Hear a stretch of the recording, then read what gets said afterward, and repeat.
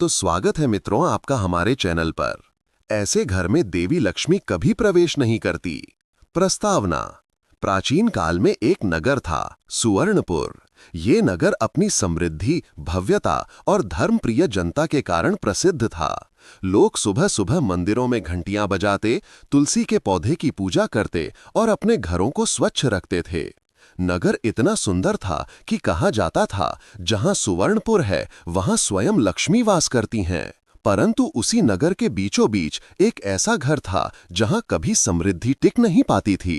जितना भी धन आता कुछ ही दिनों में चला जाता। वहां रहने वाले कुबेर दास नामक व्यक्ति के पास सब कुछ था, भूमि, धन, दुकानें, नौकर, लेकिन फिर भी उसके घर में दरिद्रता का वास था। घर की स्थिति। कुबेर दास का घर बहुत बड़ा था, परंतु उसमें साफ सफाई का नामो निशान नहीं था। बरामदे में जाले लटकती थीं, आंगन में झाड़ू महीनों से नहीं लगी थी और रसोई में बर्तनों पर तेल और धूल की परत जमी रहती थी। घर के मुख्य द्वार पर कभी दीपक नहीं जलाया जाता था, न ही तुलसी का पौधा था। कुबेर दास धन का बड़ा घमंडी था। उसे ये लगता था कि धन केवल परिश्रम और व्यापार से आता है, पूजा पाठ, श्रद्धा और शुद्धता से नहीं। लक्ष्मी जी की नाराजगी। एक दिन स्वर्गलोक में लक्ष्मी जी ने नारद मुनि से कहा, हे नारद, लोग मुझे पाने के लिए यज्ञ, व्रत और पूजा करते हैं, परंतु कुछ ऐसे लोग हैं जो मेरे मूल सिद्धांतों का अनादर करते हैं। उनका घर कितना भी बड़ा क्यों ना हो, मैं वहां प्रवेश नहीं करती। नारद जी ने विनम्रता पूर्वक पूछा, माँ, ऐसा कौन सा घर है जहां आप नहीं जाती?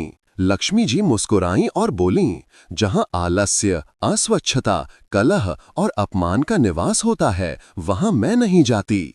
जहां स्त्रियों का अनादर होता है, जहां दान नहीं दिया जाता और जहां भगवान का नाम नहीं लिया जाता, वहां मेरा प्रवेश वर्जित है। लक्ष्मी जी का पृथ्वी पर आगमन।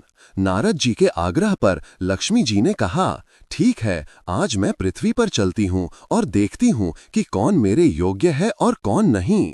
उस रात लक्ष्मी जी सुवर्णपुर नगर पहुंची।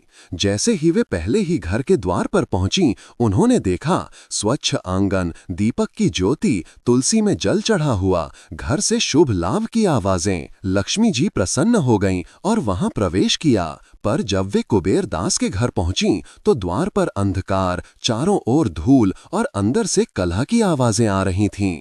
पत्नी पति से झगड़ रही थी, नौकर गालियां दे रहे थे, बच्चे रो रहे थे। लक्ष्मी जी ने तुरंत अपनी दृष्टि हटा ली और बोलीं, ये घर मेरे लिए योग्य नहीं। यहाँ शांति नहीं, श्रद्धा नहीं, स्वच्छता नहीं। कुबेर दास का पतन।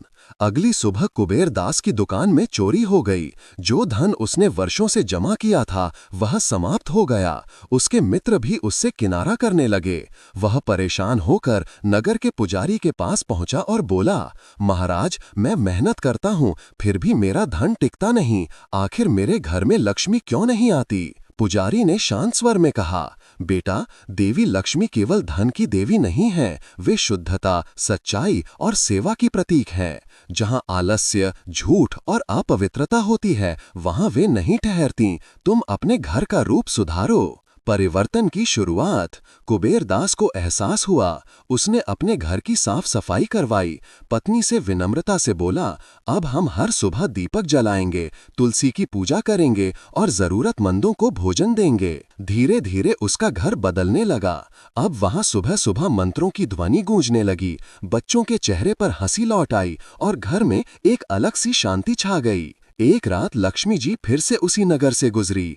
इस बार उन्होंने कुबेर दास के घर को देखा। दीपक जल रहा था, स्वच्छ आंगन था और दरवाजे पर ओम का चिन्ह। वे प्रसन्न होकर बोलीं, अब ये घर मेले योग्य है और उसी क्षण उस घर में सौभाग्य का वास हो गया। निष्कर्ष, जो घर अस्वच्छ, क्रोध, कलह और आलस्य से भरा होता है, वहां लक्ष्मी जी कभी नहीं जाती। लेकिन जहां श्रद्धा, प्रेम, सेवा, स्वच्छता और भगवान का नाम होता है, वहां लक्ष्मी स्वयं निवास करती हैं। शिक्षाप्रद संदेश। घर को स्वच्छ रखना केवल दिखावे के लिए नहीं, बल्कि ऊर्जा और शांति के लिए आवश्यक है। हर सुबह दीपक जलाना और भगवान का नाम लेना न केवल पूजा है, बल्कि सकारात्मकता का आह्वान है। घर की स्त्री का सम्मान करना, बच्चों को संस्कार देना और जरूरतमंद की मदद करना ही सच्चा लक्ष्मी पूजन है।